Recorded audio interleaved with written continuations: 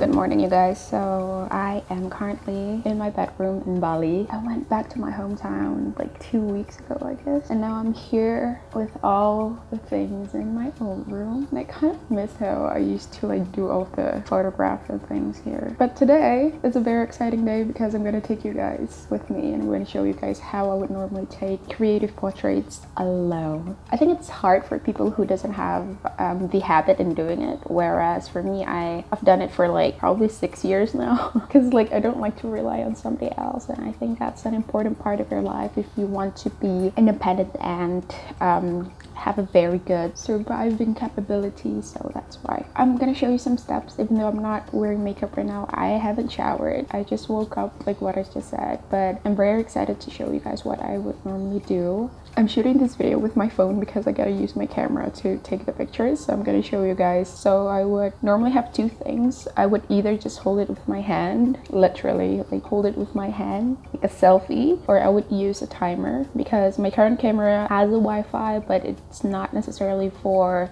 controlling what you're gonna take from the phone like what I used to have with Canon 70D back then. You know, it's a little bit harder than the previous camera that I have, but I enjoy the process because it like speaking for the majority of us, I don't think everybody has the camera that has a Wi-Fi for you to control things through your phone. So yeah, I guess this will actually work for you even if you only have some, you know, mobile phone to begin with.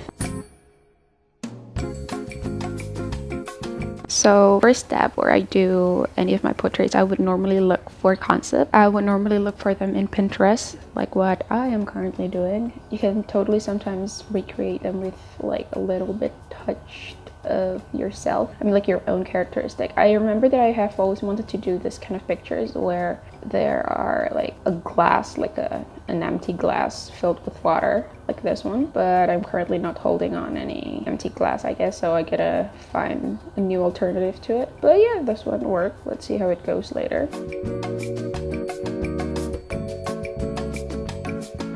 So the second thing that you really want to pay attention to is the lighting. If you follow my Instagram, you would know that I play a lot with lighting, and that's because I just find like very artistic lighting is a good supporting aspect to your photograph. So like what I'm going to show you guys is several spots that I consider very artistic in my room right now. You can see that there's this artistic spot right here, maybe even here, maybe even here. Yeah, you gotta choose your spot, but I think I'm gonna wait until like the sun just rises up because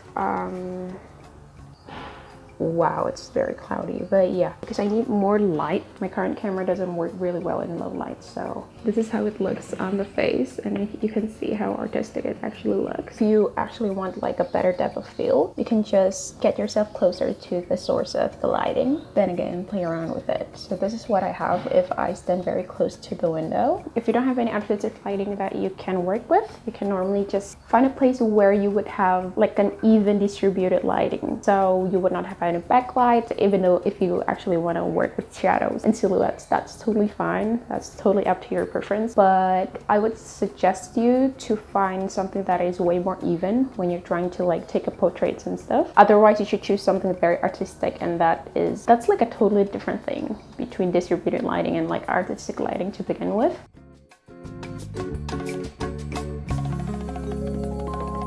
The next part, which is the funnest part out of all the things that I basically do in taking my portraits, is of course doing makeup. Now, for those of you who doesn't like to wear makeup, that's totally fine, but I think you should really enhance other aspects of your portraits. For example, when you play with lighting, play with a very good lighting, you know, play with a very creative way of make use of the lighting. Because when you're actually doing portraits, you gotta have one thing that stands out inside of the picture, which is the point of interest, yourself sometimes. So that's why I think makeup is it's pretty much important when it comes to like taking portraits and stuff. What I would normally do, it's nothing big. I'm not a professional makeup artist whatsoever, but I would try to be as presentable as possible, or maybe as creative as possible. Both of those kind of phrases go a totally different way, because if I would like to try to look presentable, I would normally just use as less as makeup But when I'm trying to be creative, I would use as much of colors and makeups as I can. But remember, if you want to do creative portraits, you gotta have one thing that stands out the most inside of your picture. So if you decide it's not your makeup, then maybe other aspects in the side of the picture has to be a lot more enhanced, how I have mentioned before.